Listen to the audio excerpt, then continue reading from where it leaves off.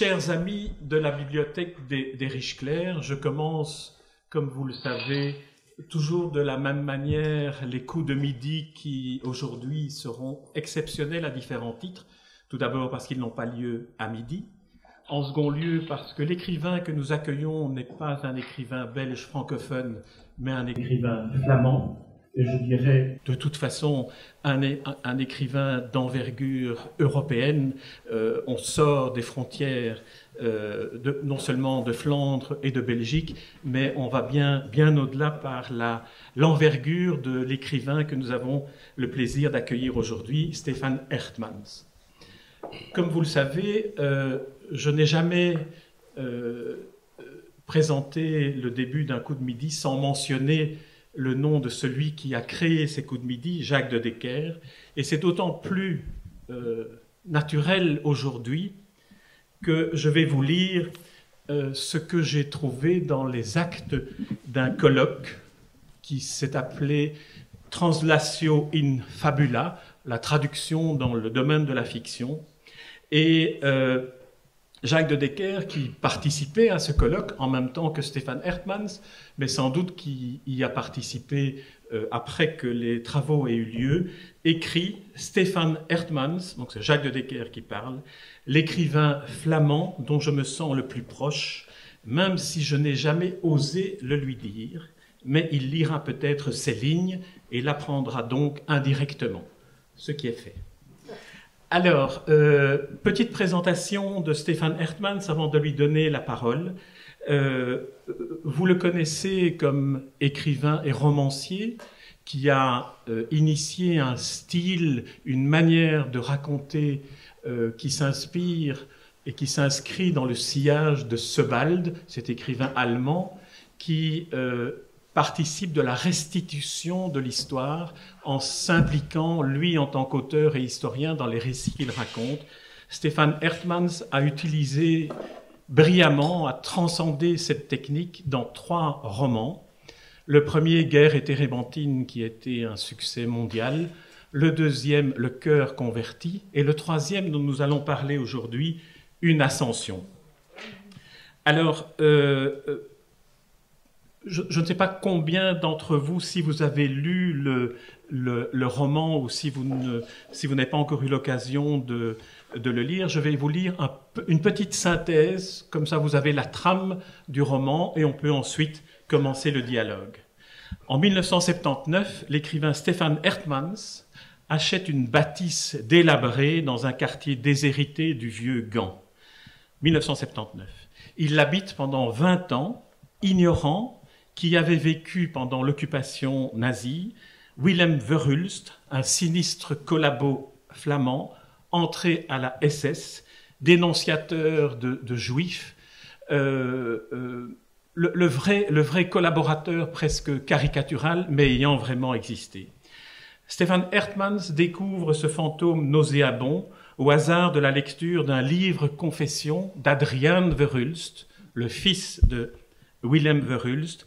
Adriaan Verhulst qui a vécu enfant dans la maison qui sera le point de départ du livre et qui est devenu par la suite adulte professeur d'histoire et Stefan Hertmans a été son étudiant.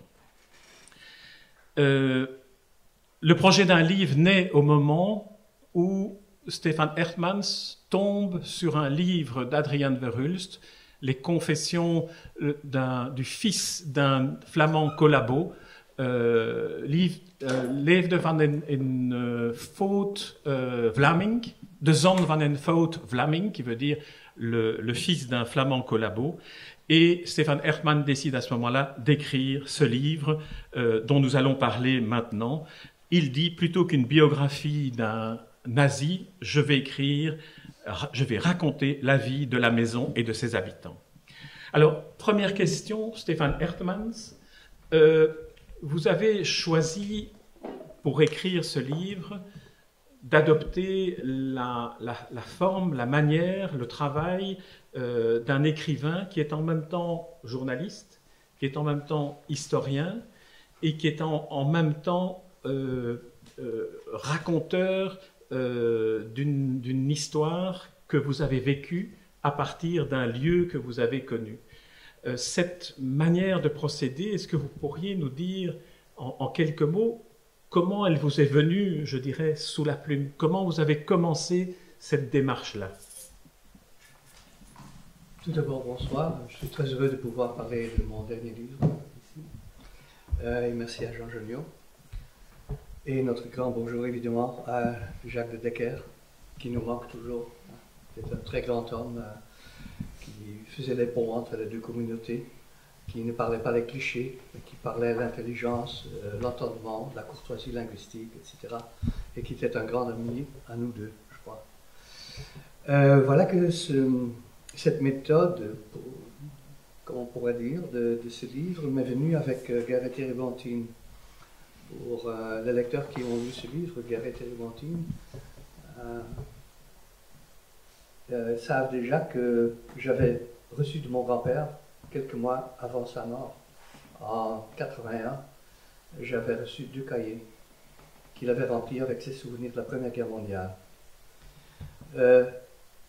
Moi, j'ai encore eu le bonheur de vivre mon enfance dans une famille avec les 3 générations. Puisque après la guerre, mon père, qui a marié la fille du grand héros de Guerre et Térébenthine, est venu vivre dans cette maison.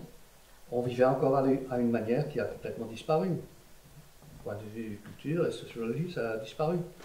Sauf peut-être dans les communes musulmanes, où on vénère encore en fait les gens de grand âge et on ne les met pas dans des EHPAD. Il y a des EHPAD. EHPAD, mais sans autant je me trompe, c'est pas ma maternelle, vous allez me pardonner. Voilà. Et ceci dit, j'avais connu mon grand-père toute ma jeunesse et c'était mon enfance. Il m'a appris à escrimer encore avec la terminologie qu'il avait appris en français à l'école militaire de Courtrai à l'époque, 1910. Ouais. Et voilà qu'il était un homme de grande posture en fait, et en même temps un homme modeste. Et il m'avait donné ses cahiers quelques mois avant sa mort, et je les avais gardés 30 ans. Vous pouvez crier scandale, je ne les ai pas ouverts avant 30 ans. J'avais un peu peur en fait. Je ne me considérais pas du tout comme un écrivain qui pourrait produire des romans historiques. Ça ne m'intéressait pas du tout. J'avais été éduqué à l'université de Gand avec le grand modèle du nouveau roman, de Sarraute, de Duras, de Roquelier, du côté anglo-saxon de Samuel Beckett et de Joyce, de la littérature expérimentale expressionniste d'Allemagne, etc. Voilà, je me trouvais dans une veine tout à fait différente du point de littérature de culture littéraire. Et au moment que j'ai ouvert ces cahiers, je m'étais promis à moi-même, le moment que je quitte l'enseignement, j'aurai le temps de les lire et de voir ce que je peux en faire. Parce que je me rendais bien compte que c'était là un document peut-être très remarquable. Le moment que je les ai lus, 10 jours après que j'avais quitté l'enseignement, j'ai été promesse, j'ai lu ces cahiers pour la première fois dans ma maison en Vaucluse. Et c'était comme une bombe qui explosait dans ma tête. Je me rendais compte que je n'avais pas du tout connu mon grand-père. Qu'il avait toujours joué le rôle d'un homme optimiste, d'un homme avec beaucoup de dignité, etc., mais qui avait des plaies ouvertes qui étaient horribles, qui étaient des gouffres dans cet homme. Et à ce moment-là, je me suis dit, est-ce que je peux raconter cette histoire d'une Flandre héroïque de la Première Guerre mondiale, catholique, esthète, artiste peintre, qui a été brisé par la guerre. Son caractère a été brisé par la guerre. Et peu à peu, j'en ai fait 4 versions qui étaient échouées. J'étais complètement désespéré. Et à un certain moment, puisque je publie dans une grande maison d'édition à Amsterdam qui s'appelle De Begerbij, j'ai là des éditeurs incroyables. Et à un certain moment, mon éditeur, Will Hansen, s'appelle, il me dit, Stéphane, cesse maintenant de te plaindre que tu dois écrire un roman sur ton grand-père. Écris ton roman sur lui. Et commence avec la première mémoire que tu as de ton grand-père. Si vous ouvrez le livre, cela commence avec la première mémoire que j'ai, le premier souvenir que j'ai de mon grand-père, à la plage d'Ostende. Je me suis rendu à Dubrovnik où j'avais une résidence, et puis à Split, j'ai écrit cette version qui est devenue un roman très connu. Dans un mois. J'écrivais 16 heures par jour à ce moment-là. J'avais vraiment trouvé la façon dont je devais me porter moi-même étant narrateur. Et c'est là que j'ai compris pour la première fois qu'en écrivant un roman, j'hésite de dire historique, en fait ce sont des romans historisants. Je n'appartiens plus à la génération de Margit Yourcenar ou de Thomas Mann, pour ainsi dire, qui sont une sorte de narrateurs au-dessus de tout, qui se comportent en fait un peu comme un dieu tout savant. Omniscient. Oui, et omniscient, et qui sont en fait invisibles pour le lecteur. Je me suis rendu compte que je devais me porter ou me rendre au milieu de mes personnages, et pour ainsi dire avoir un micro mental pour essayer de comprendre ce que j'avais vécu. Et c'est là que la formule m'est venue, et en même temps, quand vous avez dit de justesse, le travail de Sebald, un auteur qui a été publié en français chez Actes Sud, qui est pour moi un géant du rang de Nabokov, Borges, le plus grand de la littérature mondiale. Lui, il m'a appris qu'il ne faut jamais tromper le lecteur avec l'illusion qu'on comprend les gens qui nous ont précédés. On ne les comprend pas. On a une certaine empathie, on a un désir de comprendre, de se rapprocher, toujours un peu par culpabilité, parce qu'on les a toujours négligés. Comme Hegel a dit, l'hibou de la sagesse ne vole que au crépuscule, quand il est trop tard, quand la journée est passée. Cela veut dire que le moment que nous, on commence à se poser des questions sur les gens qui nous ont précédés, nos aïeux, c'est toujours trop tard. Aussi longtemps qu'ils sont là, on ne pose pas les questions justes. C'est au moment qu'ils nous quittent qu'on se dit, j'aurais dû demander quand même. Il y avait eu une histoire d'amour avec ma grand-mère quand elle avait 20 ans. C'était quoi en fait? Mon grand-père était dans un mouvement politique. C'était quoi? Mon grand-père était un héros. Il a été blessé 5 fois. Ce que j'ai découvert là, c'était incroyable.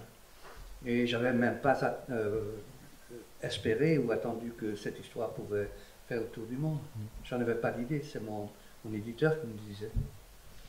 Et à ce moment-là, je me suis rendu compte que c'est une belle formule de se rendre entre ces personnages et d'écouter ce qu'ils ont à vous raconter à travers leur humeur du passé. Avec le cœur converti, évidemment, j'ai progressé un peu. J'avais pris confiance, pour ainsi dire. Gardez-vous d'un homme qui a pris confiance. À ce moment-là, je me suis rendu compte que je pouvais même écrire un roman historicisant sur un personnage duquel je n'avais qu'un document d'il y a 1000 ans, écrit en hébreu et retrouvé dans une synagogue au Caire. Là, évidemment, j'ai développé la méthode. Je fais mes recherches dans ce livre, on me voit faisant route à 30 à l'heure entre Rouen et Narbonne pour retrouver le chemin des amants qui s'enfuyaient. Et avec ce 3e livre, c'était quand même beaucoup plus pénible. D'abord, je n'avais absolument pas d'intention et pas le désir d'écrire un livre encore sur la Deuxième Guerre mondiale. Si vous avez écrit un livre sur la Première Guerre mondiale, vous n'allez quand même pas écrire un livre sur la Deuxième Guerre. C'est un peu trop prévisible, non? Et je me sentais forcé quand même de comprendre, parce que j'avais entendu des rumeurs dans le quartier qui s'appelle le Paterzorg. C'est un quartier branché maintenant avec beaucoup de petits restaurants. C'est un peu chic et cher maintenant, mais toujours un peu non conformiste. C'est un beau quartier. J'ai acheté là une maison en 79 notamment, pour le prix d'une voiture moyenne, qui pour le moment je ne pouvais plus racheter moi-même. Quand elle est devenue énormément riche et bien vue. Et cela dit, si je voulais écrire un roman sur cette période, je voulais m'enfoncer dans mes propres souvenirs, parce que j'avais vécu 20 ans dans cette maison.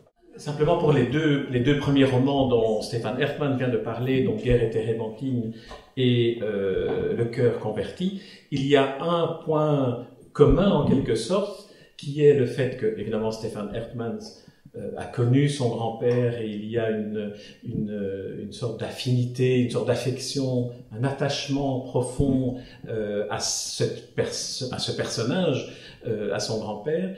Dans le cas du cœur converti, il y a un attachement profond à Monnieu, à la ville dans laquelle, ce petit village du Vaucluse, dans lequel Stéphane Hertmans et son épouse Sigrid Bousset ont une maison dans laquelle ils passent tous les étés. Donc il y a un attachement, je dirais, positif. Dans le cas du troisième roman, l'attachement est purement lié au lieu. Il y a un lieu qui est cette maison dans ce quartier de Gand que vous avez acheté, et puis il y a la découverte d'un personnage qui est parmi les plus détestables qui soient. Et là, on remarque alors qu'il est dans la démarche de l'écrivain Stéphane Hertmans, l'immersion dans ce qu'il raconte, de parler à la première personne de la manière dont il fait les recherches, dont il retrouve les archives, fait partie peut-être de cette manière d'aller au-delà du côté immonde du personnage dont vous parlez. Est-ce que le fait d'être immergé soi-même dans l'histoire vous aide ou vous pousse à inventer ce style? Disons que je me suis heurté 3 fois à une histoire qui s'est passée dans une maison où j'ai habité. C'est un peu de hasard aussi bien. Mais vous avez bien raison qu'avec ce roman-là, je n'avais pas d'ancrage affectif. Ce personnage me dégoûtait. J'avais appris par le livre d'Adrien Verhulst, mon ancien professeur d'histoire, qui était un homme avec un très grand prestige académique, et qui avait publié ce livre, Jean van Fout Vlaming, en l'an 2000, l'année où j'avais justement vendu la maison. Mais j'y avais passé 20 ans. Et puisque Sigrid, qui était des alentours de Bruxelles, m'avait dit « Gand, ça va après 8 ans quand même, ça commence un peu à m'ennuyer, c'est une belle ville, mais quand même c'est provincial, Bruxelles me manque, etc. » Voilà, qu'on a déménagé, qu'on est venu vivre dans les alentours de Bruxelles. Et pour moi, c'était évidemment un déracinement total. En même temps, j'ai appris, ça m'a changé profondément, aussi bien. Et au moment qu'on est venu vivre dans les alentours de Bruxelles, j'ai noté tous mes souvenirs de cette maison dans un livre de 300 pages, mais vraiment tous les détails. Encore les fils d'électricité anciens que vous connaissez, qui étaient enveloppés d'une sorte d'étoffe foncée, les interrupteurs en porcelaine, et tout cela, je me rappelais tout. Et puisque là, j'ai passé les belles années sauvages, j'enseignais à l'Académie de Beaux-Arts de Gand, qui était un milieu très progressiste, émancipé, voilà. Tous mes étudiants venaient chez nous, on faisait la fête, on fumait des pétards, on jouait de la guitare, le jazz, il y avait les amourettes, c'était une maison où j'ai vécu une période formidable dans ma propre vie. Et j'avais décrit tout cela parce que je craignais de perdre tous les détails de ces années formidables à Gand, qui est une ville, comme vous savez, progressiste, émancipée, où il y a une grande scène artistique, il y a beaucoup de musique, des arts expérimentaux, et voilà. J'avais terminé ce livre 1 an après qu'on avait déménagé. Je l'ai envoyé à mon éditeur à Amsterdam qui m'a dit « Stéphane, c'est ennuyant ». Donc ça, c'est les 300 pages écrites. Comme l'a dit Frédéric Ier de Prusse à Mozart, « too many notes ». C'est un peu trop. Voilà, je l'ai mis dans un tiroir, comme on fait avec beaucoup de livres échoués quand on est écrivain. Et je me suis dit, bon, à un moment plus tard, ça va me servir. Et au moment que j'ai relu ce manuscrit, je me suis rendu compte que là, j'avais les détails. Et que je devais seulement maintenant faire mes recherches sur ce nazi flamand et comprendre. À ce moment-là, j'avais le bonheur d'avoir déjà rencontré la fille aînée du nazi, qui s'appelle Letta. Sans Letta Verhulst, ce livre n'aurait jamais été écrit. C'est une femme formidable, admirable, courageuse. Alors Letta, peut-être pour ceux qui ne l'ont pas lu, donc c'est une des 3 enfants de Willem Verhulst, la fille aînée Letta, qui vit toujours d'ailleurs, et dont qui me téléphone chaque voilà, et qui était enchantée très heureuse, très émue en même temps, et on le lit dans le livre, parce qu'à certains moments dans le livre, l'État intervient, et elle tutoie Stéphane en disant « Ah oui Stéphane, tu dois continuer à investiguer sur mon père, dit-elle. Et cette manière de procéder, d'utiliser des témoins et de recueillir leurs témoignages est un des éléments du roman qui en fait aussi sa force, puisqu'on entend, on voit Stefan Hertmans utiliser les sources directes, l'interview, la rencontre avec l'État, mais aussi d'autres sources dont j'aimerais qu'éventuellement vous puissiez parler, qui sont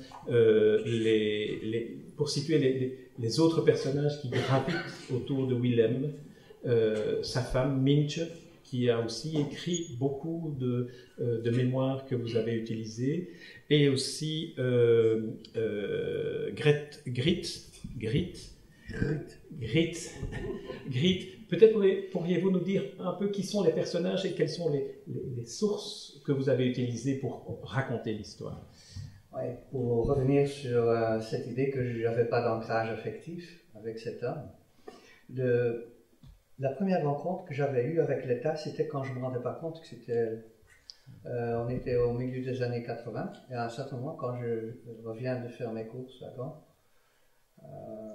un après-midi, il y a une femme d'un certain âge avec une femme un peu plus jeune et un homme de 35 ans, je crois, à ma porte, qui me demande très modestement et très poli, est-ce qu'on pourrait jeter un coup d'œil dans la maison où on a vécu? Je dis bien sûr, moi je continue pour ma cuisine, je range mes cours, etc. Voilà. Et je vois ces gens qui regardent un peu partout et qui se disent tout bas, ça n'a pas trop changé. C'était en train de se parler tout bas. Et je n'y payais pas beaucoup d'attention. Mais en fait, c'était l'État avec ses enfants qui sont revenus dans la maison où ils avaient vécu cette enfance pénible avec leur père, un grand SS, un traître de premier rang, mais qui posait toujours un homme sympathique. Et le moment que j'ai commencé de parler avec l'État, je me suis rendu compte qu'il y avait un personnage de roman. Parce que le piège dans lequel chaque écrivain peut tomber, c'est ce que j'appelle le piège calviniste. Vous autres, on est les biens. Du côté moraliste, nous, on est les gens qui peuvent juger les autres, et les autres, c'est le mal. Les autres, c'est la caricature de quelqu'un qui a perpétré des choses que nous, on ne ferait jamais, etc. Évidemment, je ne fais pas, je pense. Mais en même temps, ce qui m'intéressait étant écrivain, c'est de me éloigner d'une caricature d'un nazi. Si vous voulez voir des caricatures d'un nazi, allez regarder des films Hollywood. Vous pouvez les voir toujours là. Ils ont toujours une voix hystérique, tandis que le vrai Américain parle d'une voix. Ça, c'est le calvinisme. Hein? Le mal se trouve toujours de l'autre côté et vous êtes le bon. Ça, pour moi, c'est du kitsch moral. Je ne voulais pas tomber dans ce piège. Je voulais comprendre le père de cette famille, qui en même temps avait épousé une femme, notamment calviniste, mais qui était vraiment une femme exemplaire, avec un courage, avec une dignité morale qui était impressionnante. Et Pacifiste. En même temps, j'avais lu, on va parler de Grit, ouais. Mais j'avais lu ce livre de mon ancien professeur, Adriaan, au moment qu'Adriaan Verhulst, qui était un grand historien, dans la veine de Henri Pirenne, il a débuté, et qui a changé même certains critères de se rapprocher de l'histoire. C'était un grand intellectuel. C'était un flamingant, mais un flamingant culturel, hein, qui voulait lutter pour les droits que chaque peuple peut revendiquer dans un pays démocrate, sur lesquels on a le droit de les avoir. C'était un démocrate. Quand il écrit et publie ce livre sur son père, qui lui a coûté, je crois, beaucoup, beaucoup de peine, on est 2 ans avant sa mort, en 2000. Évidemment, je voulais lire ce livre, c'était mon ancien professeur. Et à la page 40 de ce livre, je trouve, dans le texte, maintenant dans cette maison où s'est passé tout cela qu'on a vécu dans notre enfance, habite à cette époque encore, jeune poète Stéphane. Là, évidemment, ça a flammé mon imaginaire. Je me suis dit, bon, il faut que je fasse quand même des recherches sur cette histoire. Parce qu'à ce moment-là, comme je dis dans la première page du roman, il commençait dans mon imaginaire à courir à travers la chambre. Et je voulais comprendre. Et notamment le fait que presque chaque personnage dans cette histoire a écrit était très exceptionnel. Même le nazi lui-même, il a écrit son histoire de jeunesse, Wilsieux, en prison, quand il était condamné à perpétuité, même à mort. La fille a écrit, le fils Adrian a écrit ce livre sur son père. Et même sur la couverture de ce livre d'Adrian, le titre était Zoon van een foute Vlaming. Mais le mot fout, pour désigner un collaborateur, n'est pas du tout flamand, c'est hollandais. Aux Pays-Bas, on dit hij was fout in de oorlog. En Flandre, on dit un zwarte. Il était noir. Déjà, ça était très remarquable. Et ça se trouvait entre des guillemets, comme on dit allemand, très lourd. Zoon van een foute Vlaming.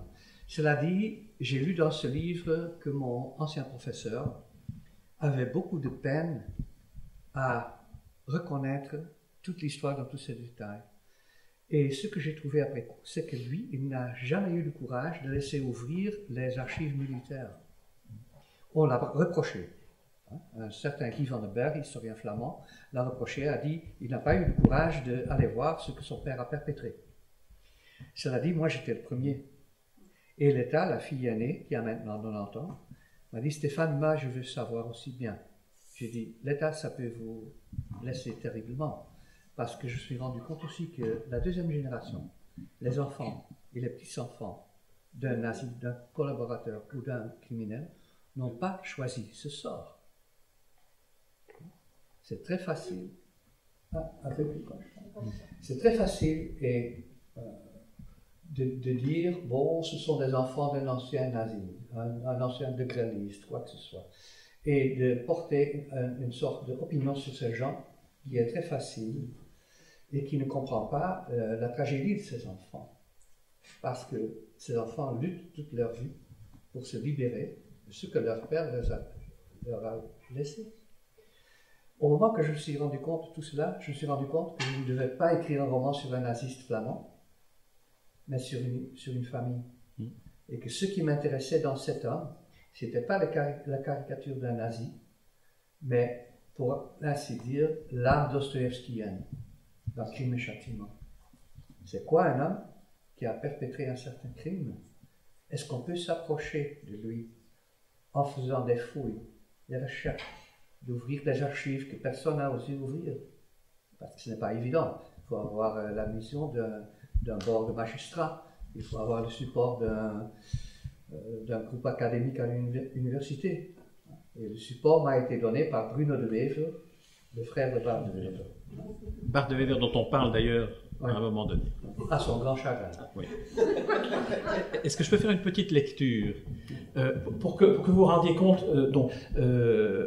embrayant sur ce que Stéphane vient de dire, sur le fait que Adrian, le fils historien de Willem Verhulst, nazi, n'a pas été jusqu'à aller explorer les archives de l'auditorat militaire et donc vraiment découvrir ce qui a été reproché, c'est-à-dire ce que son père a effectivement réalisé. On le trouve décrit dans le roman avec cette manière de faire à la Sebald, je dirais, ou maintenant on doit dire à la Hertmans, on va dire, puisque c'est quand même une école qui se crée ici. La manière dont Stéphane Hertmans se met en scène et se raconte, cherchant des pistes de compréhension de Willem Verhulst, notamment dans cette petite séquence où il se trouve à l'auditorat militaire en train de découvrir les archives qui existent et se rendant compte aussi des raisons pour lesquelles Adrian, historien, n'a quand même pas pu franchir la porte de tous les faits qu'il aurait pu découvrir sur son père.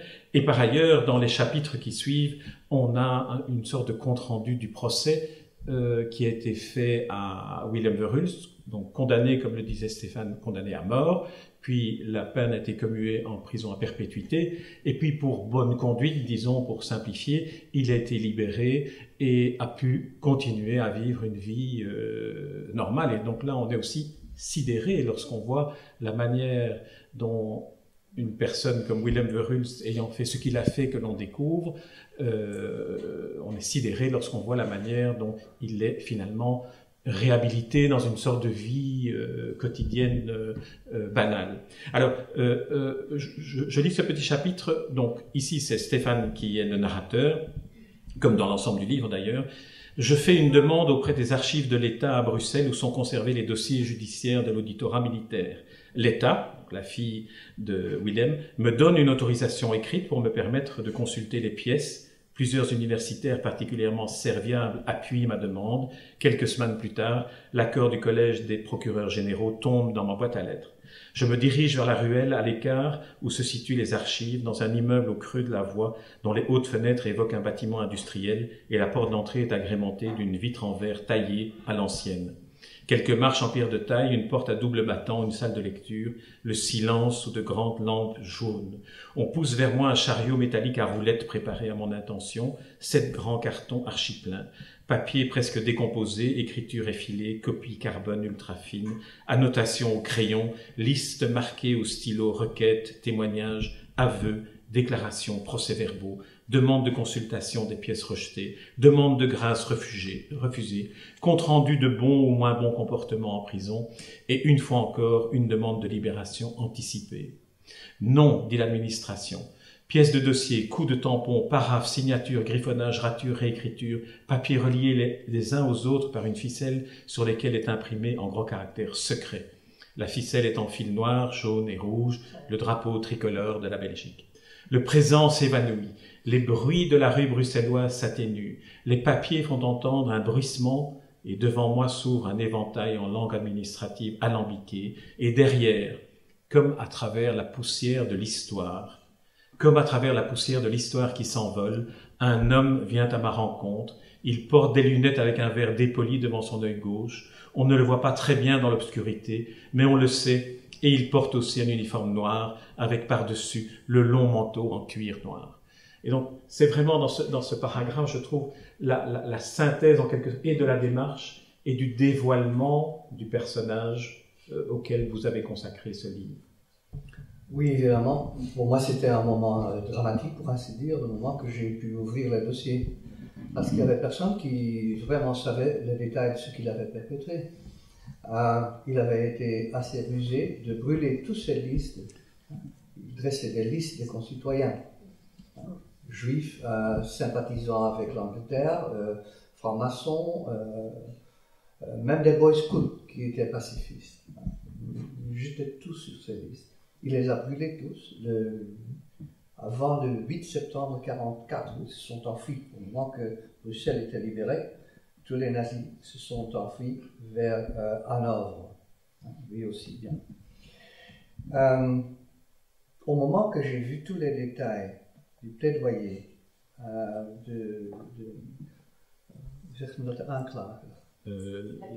l'accusation voilà, et la défense. Plaidoyer, la défense. J'ai vu un homme s'approcher, en fait, et je me demandais c'est qui cet homme.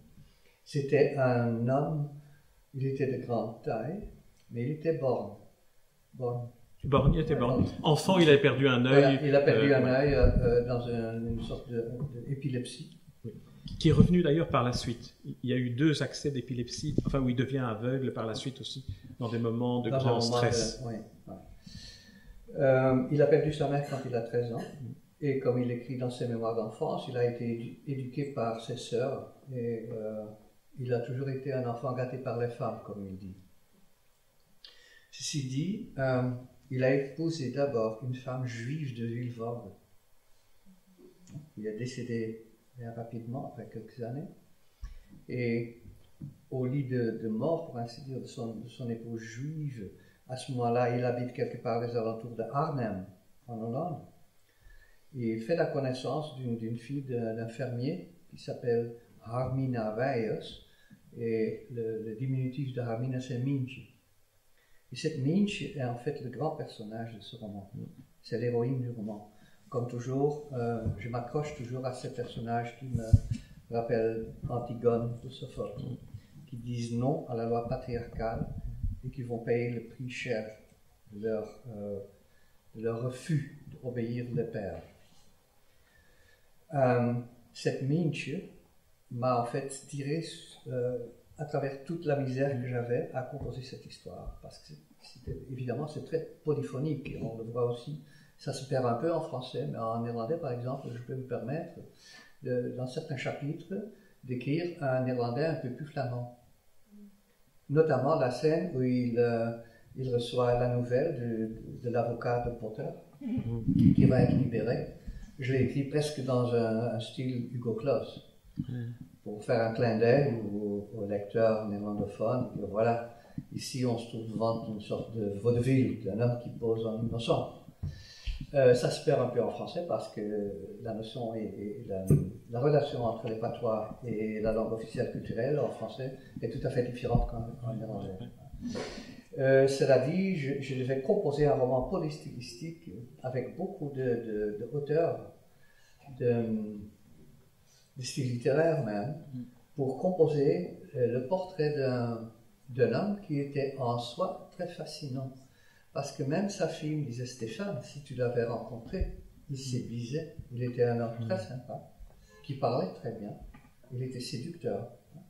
C'est pas à cause de rien qu'il a connu beaucoup de maîtresses à côté de son épouse hollandaise. Et ce double aspect me fascine toujours immédiatement. Est-ce que vous avez déjà bien regardé la tête de Lavrov? Lavrov me fascine 10 fois plus que Poutine. Poutine, c'est une sorte de hystérique narcissique, un peu abouti, hystérique. Tandis que Lavrov, c'est un méchant. C'est un grand méchant, le shakespearien. Et c'est ce qui intéresse un écrivain, c'est de trouver un caractère d'un homme qu'on ne peut pas sonder complètement, qu'on ne peut pas comprendre complètement. À la fin de ce roman, me restait une grande question. C'était qui en fait? Et là, je me trouvais devant l'énigme de Hannah Arendt, qui voyait Eichmann pour la première fois, qui était le même genre. Ce qu'elle a trouvé une très belle expression pour ce genre de gens. Elle l'appelle en allemand ein Schreibtischtäter, ça veut dire un criminel de bureau, qui ne se souillait pas les mains, mais qui était des vrais salauds, en fait, et des lâches en plus, qui ne portaient presque jamais d'armes. Ils n'avaient que leur crayon pour tuer les gens. C'est ce qui m'intéressait beaucoup, de retrouver cet homme qui avait cet aspect bien sympa. Ces petits enfants, par exemple, le petit-fils de Willem, qui est le fils aîné de Letta, la fille, habite les alentours de Arnhem, les terres de sa mère. Il est devenu un grand professeur intellectuel qui est marié avec un bel homme, progressif émancipé.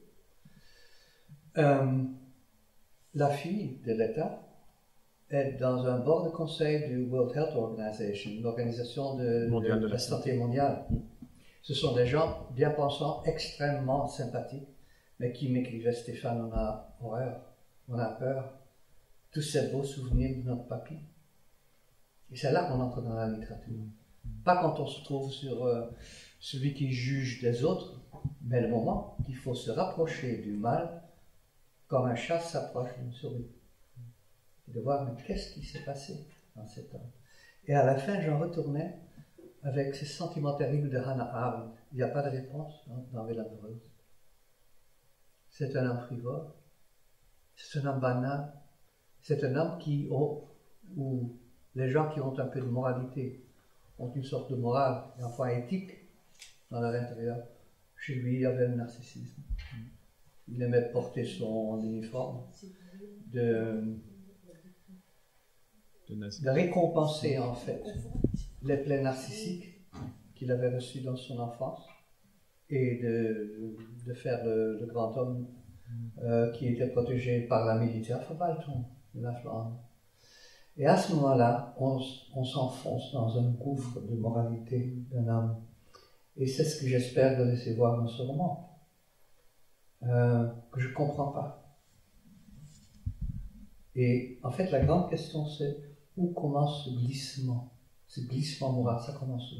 Je pense chez lui déjà dans les années 30, 36, je pense. Il était commis voyageur, qui fréquentait des belles candidates, une maîtresse où il vendait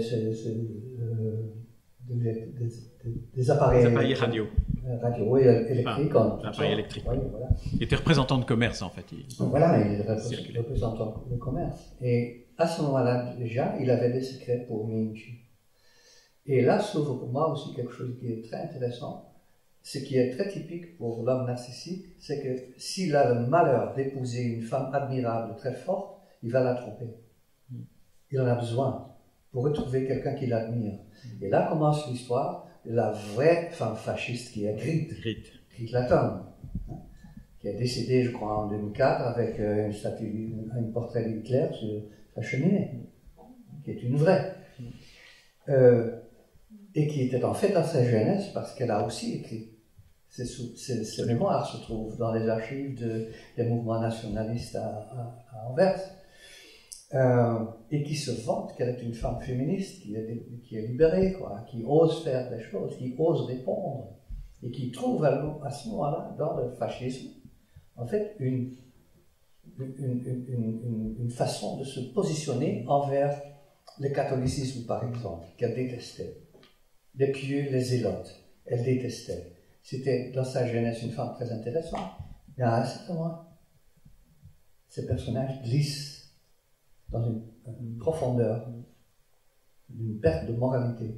C'est ce qui m'intéresse, c'est la grande question du roman. C'est à quel moment, aussi bien des néo-nazis, des gens qui votent Zemmour en France, en Autriche, il y a du néo-nazisme, partout en Europe, les gens qui votent Orban, ça se produit à quel moment? Qu'on décide, qu'on quitte le raisonnement humaniste et qu'on se rend dans un discours qui est plein de rancœur, qui est rancunier, et qui se ferme pour l'empathie pour les autres. Ça se produit à quel moment? Ça, c'est la grande question du roman. Et c'est une question éternelle, évidemment. Et c'est vrai, c'est en cela que le roman n'est pas seulement, dans ce cas-ci, le portrait d'un fasciste, mais effectivement le portrait du glissement vers la banalité du mal. Mais aussi, vous dites à un moment donné, je ne sais plus si c'est lors de l'interview précédente que nous avions fait, vous disiez que ce qui est caractéristique de personnalités comme celle de Willem, c'est l'absence, en réalité, de toute idéologie. Il y a une espèce de vide forcené qui les pousse à agir comme ils agissent. Et en parallèle à cela, il y a le beau personnage, effectivement, de Minche, qui est un personnage qui reste pareil à elle-même, avec ses convictions, et qui, en quelque sorte, subit les caprices, les avanices, les avanies de son mari Willem, et en presque le double inversé, c'est Grit Latom que vous avez évoqué. Alors, il y a deux éléments sur lesquels j'aimerais peut-être que vous nous disiez un mot. C'est sur l'enfance de Willem et la guerre 14-18, parce qu'on voit que déjà pendant la guerre 14-18, Willem, qui a 18 ans au début de la guerre, qui n'est pas mobilisé parce qu'il a perdu un œil, est quand même immédiatement pro-allemand, déjà anticipant le fait qu'il va entrer dans cette conviction que c'est par le biais du pan-germanisme que les revendications flamingantes pourront trouver leur place. Ça, c'est un premier élément, la guerre 14-18. Et un deuxième élément, il y a deux cérémonies qui sont évoquées dans le roman. La première, c'est le 90e anniversaire de Grit, une grande fête réunit tout le Vlaamse bloc. On est en 1977, donc on n'est pas au Moyen-Âge, on est aujourd'hui quasi... 97, pardon. Et le deuxième hommage qui est rendu, là c'est à Adriaan, et en 1984, une réception a lieu en l'honneur d'Adriaan à l'occasion de son départ de la présidence du Willemsfonds. Et là, les discours officiels évoquent la belle figure de Minche qui a sans doute permis à ses enfants d'être ce qu'ils sont. Oui, la figure de Minche est vraiment étonnante. Minche tient le coup, du point de vue moral, mais aussi financier. Du moment que son époux se trouve en prison pendant 8 ans, et il faut dire que le fait qu'ils ont été mis en liberté très rapide avait affaire avec, si je ne me trompe pas, avec la loi Lejeune, qui se rendait compte que si on laisse tous ces flamingants qui ont collaboré pendant la guerre dans les prisons, ils vont radicaliser encore plus. Absolument. Il faut les réintégrer.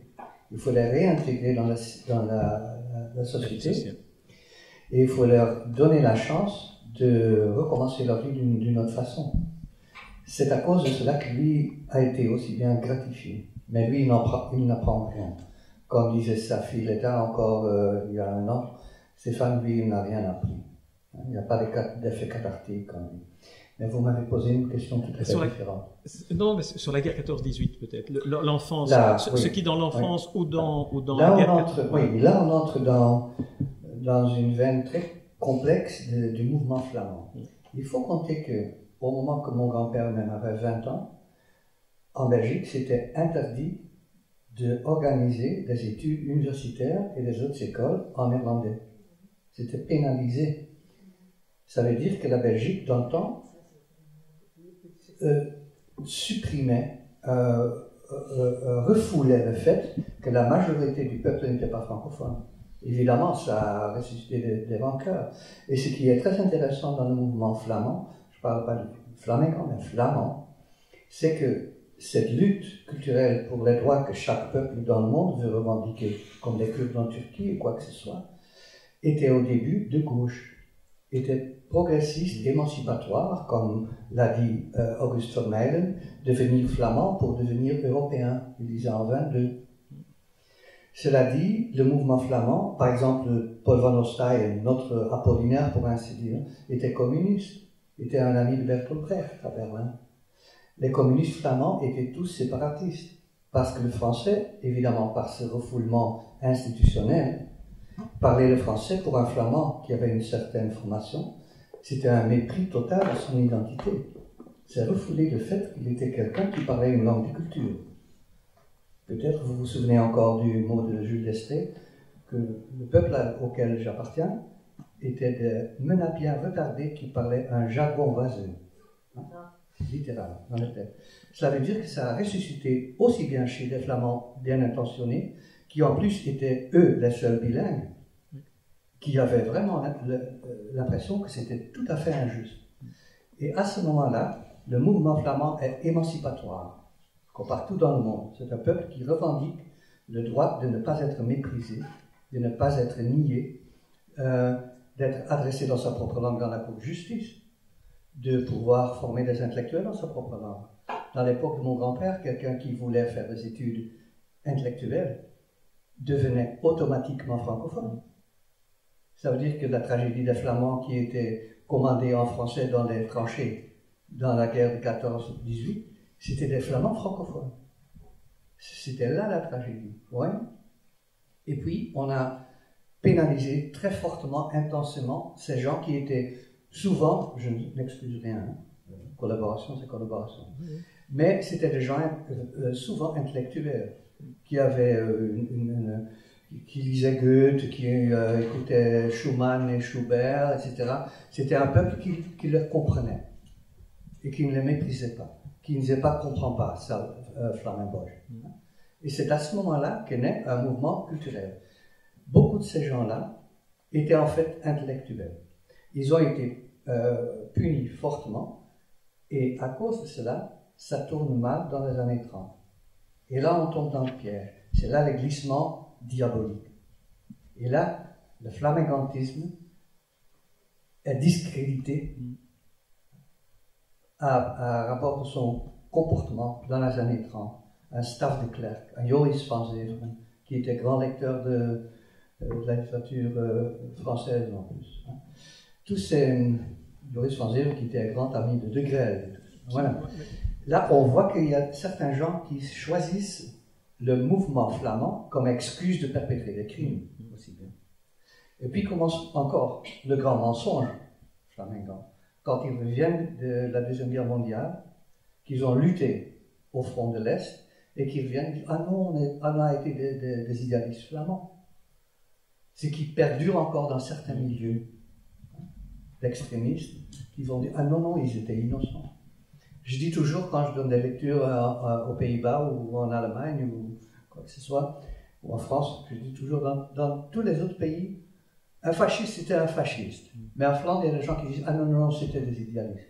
Et là, on voit le mensonge. qui a duré très longtemps. Et cela dit, j'appartiens à un pays complètement déchiré. Toute la culture de la Flandre est de gauche et progressiste, ou moins démocrate, radical, voilà. Tandis que là, en bas, il y a encore cette boue, cette rancœur, qui a une grande gueule et qui peut tromper le lecteur francophone sur la Flandre. N'oublions pas qu'Anvers, de ce que nous-mêmes on fait la blague, Anvers c'est les autres, pour le dire sartrien, Anvers pour 80% consiste de démocrates, pour plus de 60% des progressistes, et que ces 20% pleins de rancœur l'emportent dans le domaine politique. Ne vous laissez pas tromper sur vos compatriotes. La Flandre souffre elle-même des gens comme des néofascistes comme Dries van Langenhove. Et puisqu'ils font beaucoup de rumeurs, ils l'emportent sur le champ politique. Ça, c'est notre tragédie, quoi.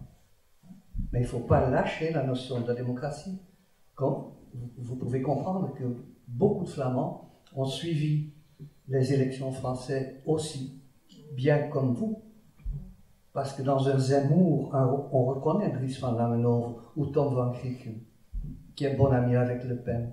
On a menacé de tous côtés. Mais en Flandre, ça s'est mêlé d'une façon catastrophique avec l'identité de certains Flamands flamingants. Ça veut dire que j'appartiens à une culture très déchirée, vous comprenez? Être néerlandophone en Flandre, c'est tout à fait différent d'être néerlandophone aux Pays-Bas. Parce que là, we zijn Nederlanders. Als je tegen hebt, als je Nederlands praat, moet je maar leren. Là, on est complètement décomplexé dans sa culture néerlandophone. Tandis que pour le flamand, il y a quelque chose qui pèse même sur moi. Et là, je me suis rendu compte. Mes parents étaient des démocrates et des gens catholiques bien intentionnés, etc. Au moment que j'ai écrit ce roman, j'ai compris la tragédie de la Flandre beaucoup mieux. Parce que moi, évidemment, parce que j'appartiens à cette génération progressiste, émancipée, je me sentais très loin de tout ça. Et en fouillant et en faisant mes recherches, j'ai compris, ça m'a adhéré à un certain moment, ça m'a collé. Je me dis, c'est quand même horrible cette histoire. Évidemment, la Flandre a fait de son mieux. On a eu sur la télévision des séries, les enfants des collaborateurs, les enfants des résistants, les enfants des juifs, etc. Ça a bougé beaucoup dans le débat il y a quelques années. Et c'est toujours bien pour un pays de faire son travail d'élucidation de ce qui s'est bien passé dans les détails et de laisser parler les survivants.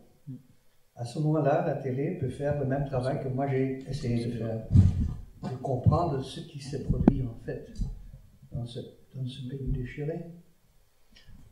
Pour rebondir un peu sur l'émission de la BRT, je crois qu'elle n'a pas été traduite ou sous-titrée en français ni diffusée en français, mais il y a eu l'historien De Wilde qui a fait une longue interview de Grelle en Espagne, qui elle a été diffusée sur la RTB,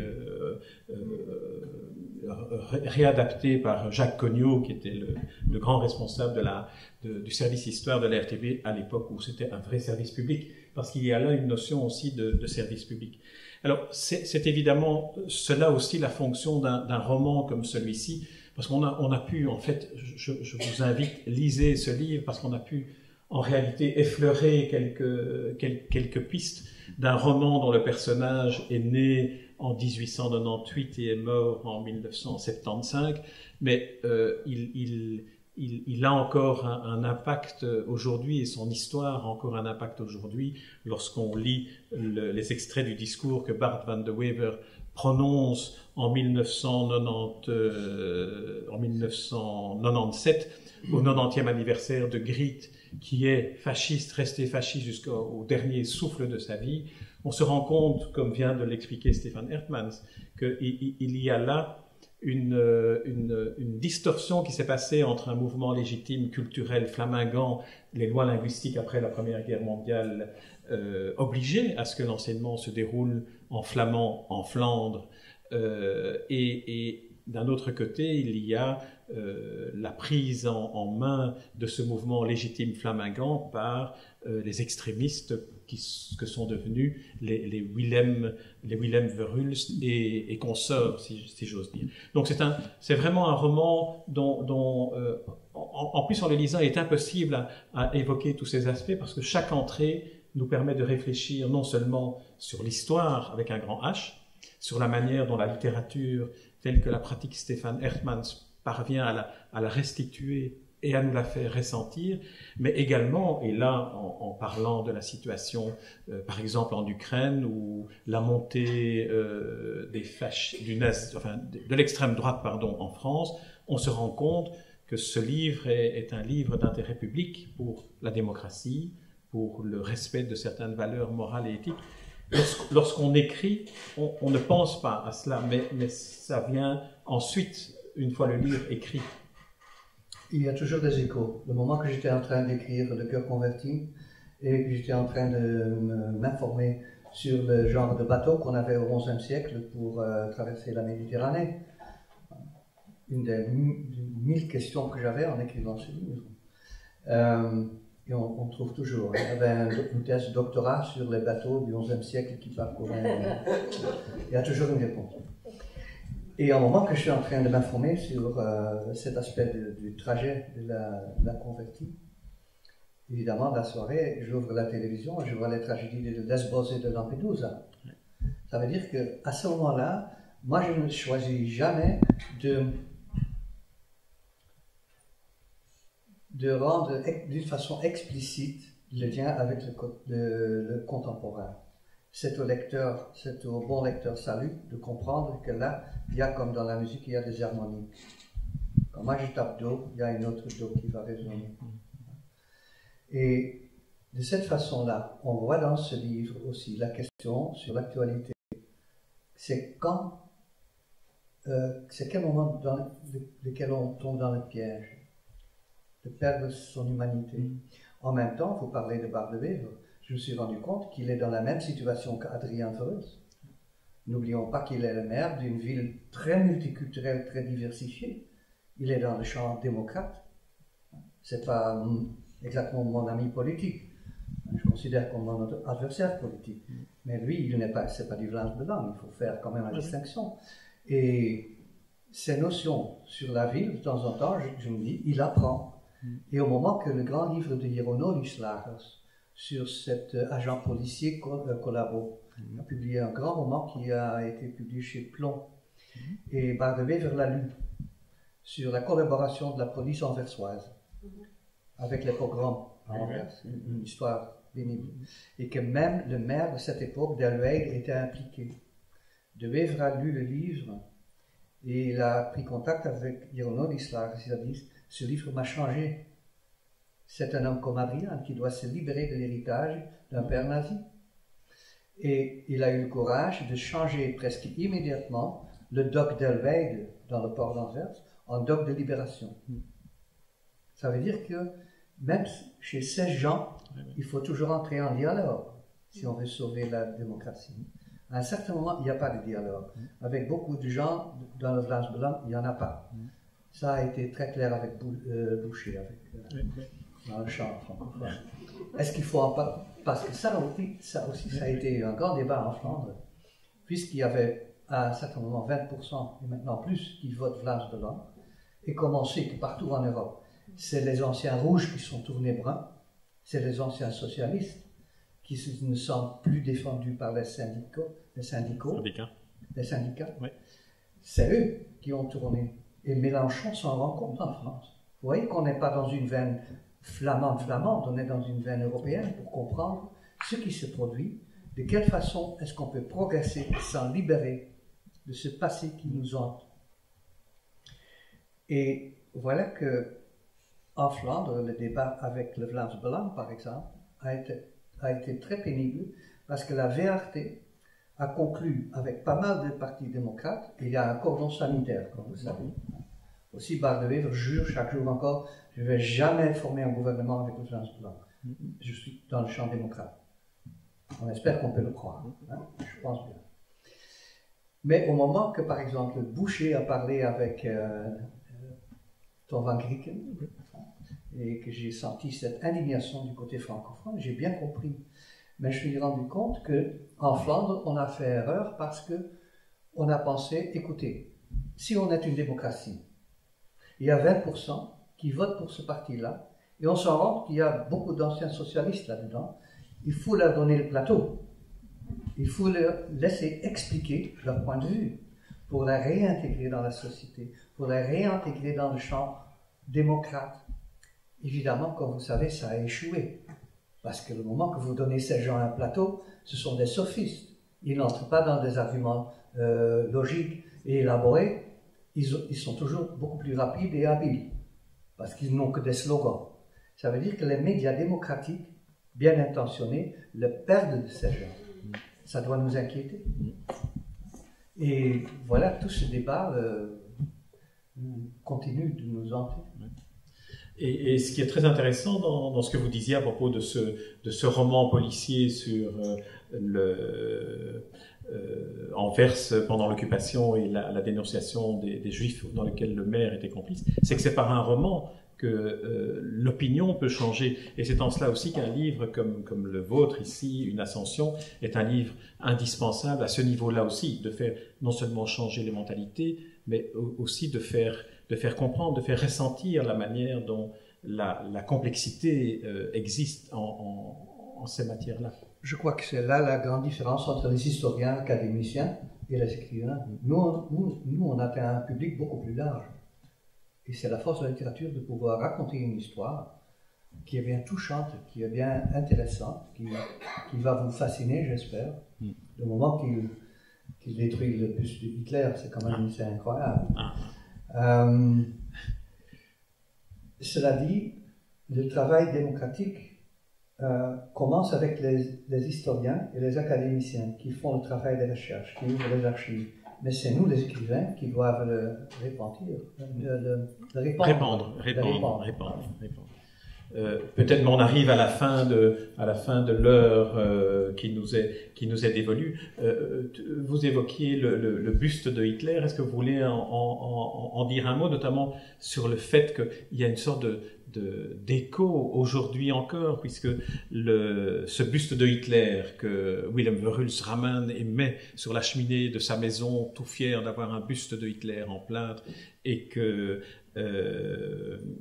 on découvre à la fin du roman, à la fin du récit, lorsque Stefan Hertman fait une recherche pour savoir d'où vient ce buste, on se rend compte qu'en fait c'est le père d'un grand artiste flamand d'aujourd'hui, Konrad Tinel. C'est le père de Konrad Tinel qui avait fabriqué ces bustes et qui les avait distribués. Konrad Tinel, qui par ailleurs est un ami de Stefan Hertmans, alors on raconte, enfin dans le roman on voit la manière dont Stefan va voir Konrad pour lui demander mais raconte-moi ce que... Et tous ces enchevêtrements d'histoires personnelles, de rencontres, mêlant le passé le plus lugubre au présent aujourd'hui. Il faut savoir aussi que Konrad Tinel est un grand ami de Simon Gronowski, et que là on est vraiment, on entre dans une configuration stellaire de l'histoire. Tout se tient, tout se lit. Donc lisez, on est arrivé, à moins que vous ne vouliez dire un mot sur Konrad Tinel et sur cet épisode-là. Voilà. Mais lisez le livre, il est vraiment... à chaque page, vous avez des entrées. C'est vraiment un livre bibliothèque aussi, un livre encyclopédie d'histoire et de morale et de réflexion sur ce que l'histoire peut nous apprendre lorsque c'est un écrivain qui s'en empare et qui nous la raconte. Et à cet égard, pour terminer cette rencontre, je voudrais faire tout d'abord un cadeau à Stefan Hertmans.